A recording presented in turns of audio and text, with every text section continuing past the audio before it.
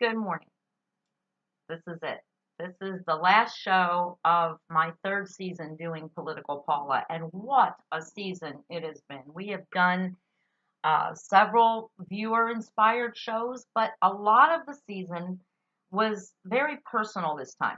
In fact, some of you are happy that it really wasn't about politics.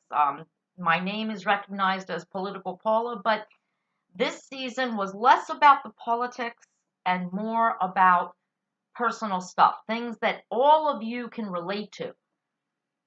My journey through the abyss, the maze that is the healthcare system in our country. The fact that I had to fight to get my husband the best medical care, better medical care than he was getting from the original doctor he went to from December 18th until very recently, the middle of March. My husband was under the care of a quack, a doctor who didn't care about my husband, a doctor who works for a corporation, UPMC Pinnacle, who doesn't care about patients. They only care about Fetty, about money. It was very stressful for me. I now have a condition called IBS, irritable bowel syndrome. I've had it sporadically for about 6 to 8 months, but it really started flaring up. It's a stress related. It gets exacerbated when there is stress in your life. So I need to relax now because my job is done. I am happy to report that as much as my husband hated me sharing our personal life so deeply with all of you, I'm glad we did it. And he is now too, because every day I see on the news people sharing personal things. Their battles with depression, their battles with diabetes, with cancer, with all kinds of issues. I did that to help you. And in turn, you guys helped me. I got so many messages and so many comments that taught me things. Talking to others is what got my husband to realize that diabetes was not his issue. That what he really has is he's got a pinched nerve in his back. And now he's under treatment for that with a chiropractor, and he's doing awesome. He's doing exercises. He still has to watch his sugar and watch what he eats, but he can eat like a human being again. He can eat food in moderation. There will be macaroni salad in our summer. There will be hamburgers with buns and hot dogs with buns. There will be bread. There will be pasta. There will be rice dishes in our summer. He's on great supplements, no prescription drugs, and his A1C is normal. I don't care what the freaking idiots say that once you're diabetic, you're always diabetic. Bullshit. And I also question the original lab report because I think it's actually a miracle that one lab report can say your blood sugars, your A1C is 11.4, and within 10 weeks, it's 5.9. That's miracle numbers. I think my husband basically needed to lose some weight. And the supplements are probably helping. I think he had some vitamin deficiencies. Again, the first doctor didn't give a shit about all that. He just saw a dude that he could ethically put on a prescription. And this doctor loves prescriptions, so why not? So anyway, no prescription drugs, lots of vitamins. We're both taking vitamins now. I'm taking vitamins. My husband takes vitamins. He's going to the chiropractor. And I just need to not stress, which is going to be really cool. But it's been a great season. And I'm very proud of the shows that I did to educate you all on what's going on. And just because I'm on hiatus doesn't mean I won't be checking in. I will be. I will be checking in. And I will definitely be answering comments if you have questions. All of the shows are on YouTube from this season and also on Facebook. It's facebook.com/Political Paula. You can see all the shows from this season, the healthcare issues, all of that. I also insinuated some comedy into my shows this year, and everybody enjoyed it, so I'm going to do it again. Here's something that I am so done with talking about, okay? First of all, I'm done with the Me Too movement. I'm done. Completely done. I am not your sisters, so don't feminists, don't start typing and saying I'm going against the sisterhood. I don't have any blood sisters, okay? I was an only child. I am an only child. So I don't know you. You're not related to me. I'm not your sister. And even if I was your sister, if you're going to get upset because some guy hugs you and smells your hair and claim he assaulted you, like they're doing with poor Joe Biden now, well, I'm sorry. I got no time to deal with that. That's not news. Okay? Rape is bad. If you've been raped, talk to me. Because there's a big ass difference. And if you think that you are traumatized because Joe Biden hugged you and rubbed your back or smelled your hair, talk to a real rape victim whose clothes were ripped off of her body and she was raped and sodomized by a stranger on the street. Talk to them and find out what real rape really is. Talk to a woman who was told, if you don't suck my dick, I'm going to fire you. That's true sexual harassment. You walk into the office and the guys are telling pussy jokes. That's not sexual harassment. You want to get paid. This is my final say on Me Too. To all you women out there. You want to get paid what a man gets paid. You want to fight on the front lines in the military with all the boys. You want to do jobs that men do and you say you can do them better, then grow a set of fucking balls. Laugh at the jokes. Get over yourself. Not every man who looks at you sideways wants to fuck you. Okay? That's all I got to say on that. The babies. Oh my God, it's been the year of the babies. They broke in to the Today Show. They actually, NBC News broke into their own programming. Meghan Markle's in labor. You know who cares if Meghan Markle is in labor? Meghan Markle. And probably Harry, because I'm assuming that, like most pregnant women in labor, Meghan was screaming, Harry, you son of a bitch! Oh my God, this hurts! How the hell? Why the fuck did you do this to me? Never again! That's what most pregnant women do, as far as I can tell. That's what I've heard anyway. Nobody, I don't care. Then they broke in again a couple hours later. It's a boy. Okay. Then they broke in again. The first picture. Now, this was actually funny, by the way. Because then look, I'm going to get shit for this, but it's the last show of the season. I don't care. They come out, and I will give Meghan credit for this, because the other one, Kate, she comes out of the hospital. She's got full hair, full makeup, and she looks like she was just she gave birth to the baby, then went to the gym for 6 hours, right? Meghan came out, she still looked pregnant. She looked like a normal human woman who had just given birth, okay? But the baby's face was covered, and the photographers are like, they can't see the face, they can't see the face. Now, you know damn well right why everyone wanted to see this baby's face. Big time. They want to know what color that baby is. And congratulations, Harry, you married for love, not protocol. You married a divorced American actress who is part African American. There is now African American blood in the British royal family. Woohoo! Now see, that's news. That is news. And everyone wants to see, is the baby, a little darker than a normal baby? Guess what? Too soon to tell. So for anyone who breathed a sigh of relief when they got the baby's face and it does look kind of white, well, you see me on this screen a couple times a week. I'm actually a little darker skinned than I appear on this screen. And in a couple months, I'm going to be real dark after I get my suntan from being on vacation. So at the end of the day, there is African American blood in that child. And at any point in the next 100 years, the descendants of Harry and Meghan could have a very dark-skinned child, and they will be a member of the British royal family. And I think that's actually great. That makes me happy. It would make Diana happy. Harry and Will's mother. She would be thrilled. So good for them. Congratulations, but again, not news. Don't care. Sick of it. And guess who's really pissed that Meghan Markle chose to give birth on the day she did? Amy Schumer. Oh my God.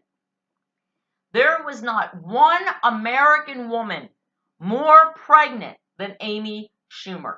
And I like Amy Schumer to a point. But Jesus, that woman gained like 150 pounds. She was in the hospital like 3 times during her pregnancy. Her pregnancy, her birth, that she gave birth, should have been news. It was supposed to be. But oops, Amy gave birth, and then 2 hours later, Meghan gave birth. And all of a sudden, it was like 30 minutes of, Meghan and Harry had a boy, it's a boy. And, oh yeah, and Amy Schumer had a kid too. If I were Amy Schumer right now, and I had gained 150 pounds, and been in the hospital and going through all that crap, and all I got was and Amy Schumer had a kid too, congratulations, I'd be like, are you kidding me right now? I'd sue fucking Meghan Markle. You couldn't have waited a couple more days? Hoda Kotb adopts a baby, and the whole world stops to watch. Interrupted Today's Show again, a whole half hour. Hoda adopted a second child. My question is, how does a 54-year-old unmarried woman get 2 infants in 2 years? While there are married couples all over this country waiting years to adopt a child. That was my question. Again, not news, don't care. All this baby crap, like it's the Today Show, it's Mommy and Me. I see more news about, Dylan, IVF. I deserve a second baby. I was lucky I had a first healthy child. Now I want another one. I can't get pregnant the old-fashioned way, so again, who cares? You're Dylan Dreyer. You are a weather person. I don't give a fuck how many kids you have or what you go through to have them. Do what other women do. Get pregnant any way you want. Drop the kid, take your maternity leave, and come back to work. Your workmates might care about the kids, but we don't. We care about the weather. There's going to be a tornado in Oklahoma, but do you know I'm having IVF on Friday? I know, we really want a second baby. It's probably selfish, but I don't think it's selfish, because if I want my son, little Calvin, to have a sibling, that's my business. Yes, Dylan, it is your business. The people in Oklahoma would like to know if they're going to have a house tonight. Do the weather. You want to talk about your baby? Go on a talk show on Ellen or Oprah or do something like that. Steve Harvey, Dr. Oz. Just do the weather, girl. You're good at it. Leave it alone. We don't care about what's going on with your vagina and how much money NBC is paying through their insurance plan so you can have a second baby. No one cares. Just a hint. I guess some of you can say, well, Political Paula, we don't care that you have IBS. Yeah, okay. You might not care. But guess what? I'm not a news show. I don't report the news. Something I did want to tell you all, because sometimes there's a confusion. There was a comment on my Facebook page, Political Paula, saying that this isn't news. No, this is not news. I don't report the news. I interpret the news.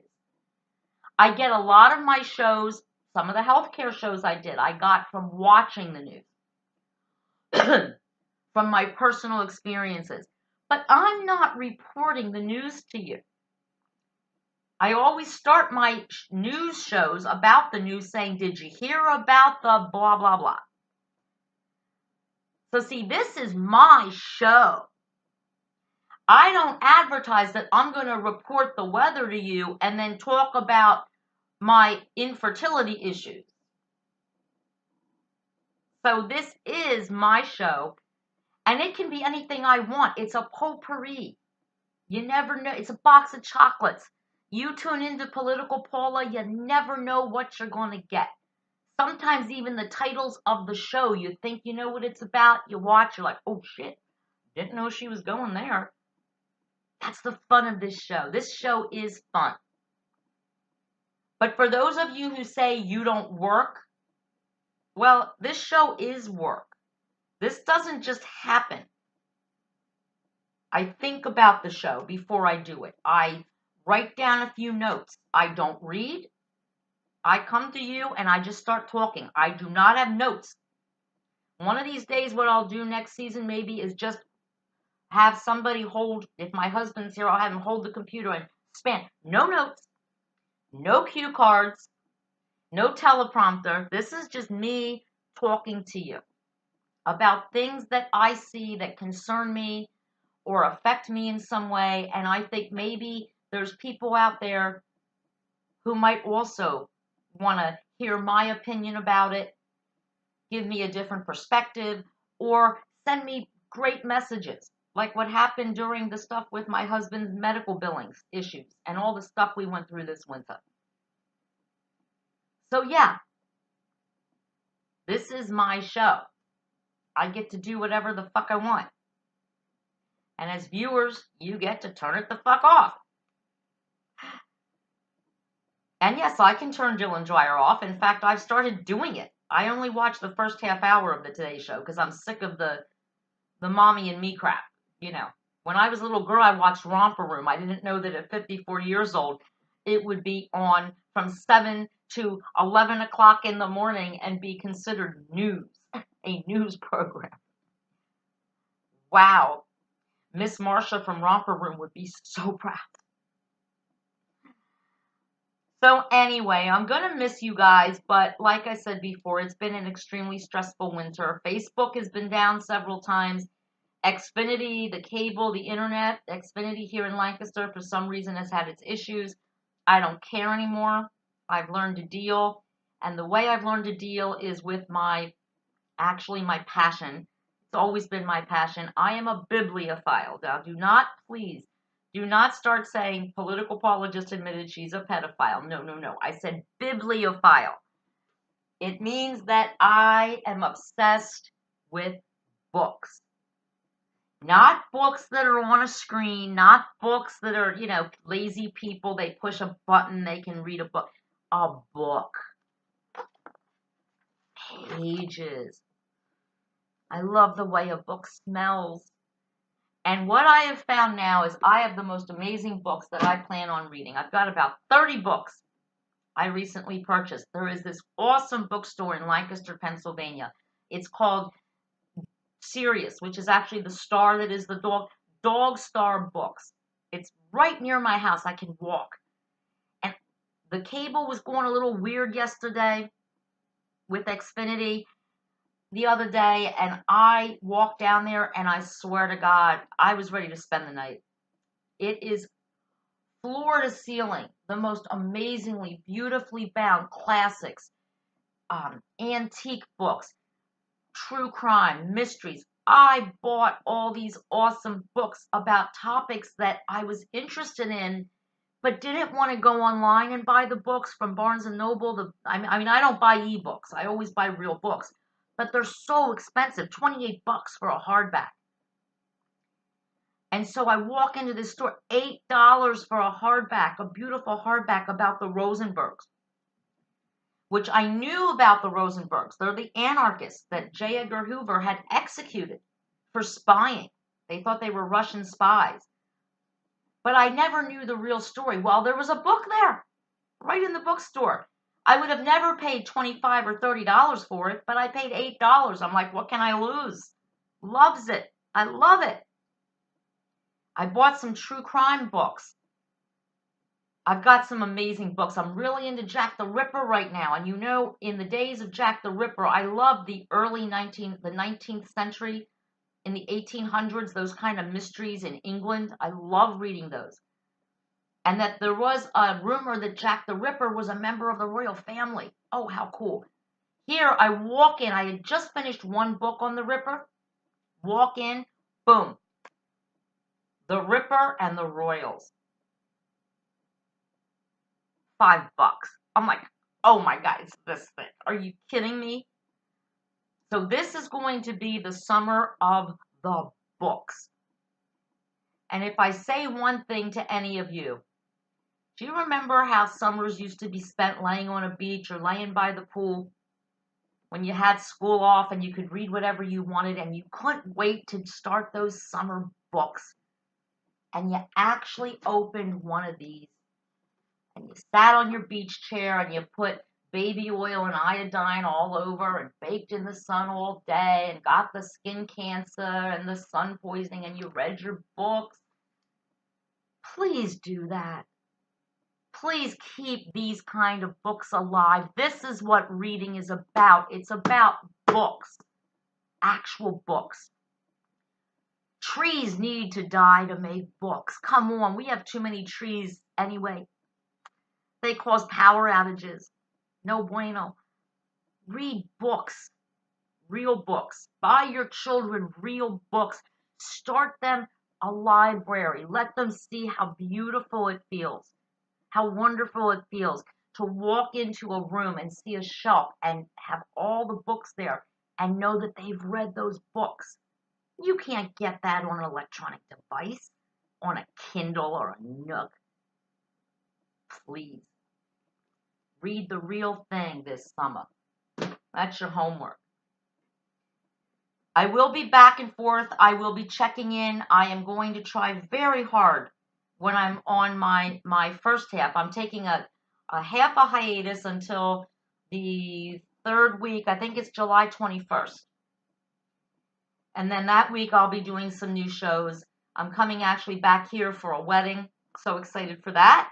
Congratulations, Yvette and Taza. Congratulations on your upcoming nuptials. Can't wait to be there. And I will be doing a couple shows the 2 weeks I'm home in July. So it's a half a hiatus. And I'm excited. I am. And my goal for this part of the hiatus is, look, things are unreliable. One thing I can rely on with books is they never freeze up and they never go down. So anytime I need a book, I can read a book. I can always read a book. I have battery-powered lanterns at the bay. I have a battery-powered fan now. All you got to do is put a bag of ice in front of it, and it's like air conditioning, and it blows right on you. Books don't let you down. You can rely on them. The other thing you can rely on is that when you're in the middle of nowhere and bad storms come up, things are going to happen. The TV's going to go out, especially when the TV service is worse than Xfinity. The electric might go out, but books are always there. And that's why I'm calling this the summer of the book, because I can't afford to stress out anymore because of my IBS. I said it again. Not to be confused with Dylan Dreyer and her infertility crap, which is not life-threatening or uncomfortable in any way. It's disappointing. God forbid Dylan Dreyer get disappointed. She disappoints us with the weather almost daily. That's the other thing. Books. They don't care about the weather. You can read a book in the rain, the snow, the sleet. You can read a book in any weather. They're always there. They don't shut down. It's not something you can only read a book outside. You can read a book anywhere. Another thing I love about books. So the weather won't mess me up. The TV people won't mess me up. The electric people won't mess me up. No one will mess me up because I can read anywhere. And I have all my plans in place because I need to relax. And that's what I intend to do. And I wish you all a very happy and safe summer. Please, please, please be nice to one another. Be respectful of one another. Don't sweat the small stuff. If a guy comes up and gives you a hug, don't freak out and accuse the poor guy of rape. Be safe. Be kind. Relax. Don't sweat the small shit. I will see you back here. And again, you never know when I'm going to turn up. So please make sure that you have subscribed and followed my page, because there won't be any schedule. If I have a show I want to do, it'll just show up. And if you're a subscriber and a follower, you'll get a notification. Political Paula has a new show. So if you want to keep up with me over this next, I think it's 10 weeks till I come back live in July. So the next 8 or 10 weeks, please subscribe and follow. And I'll be checking in. I'll be reading your comments. But for the most part, I'll be reading books. I love you all very much. Thank you so much for your support for this show. Political Paula is out.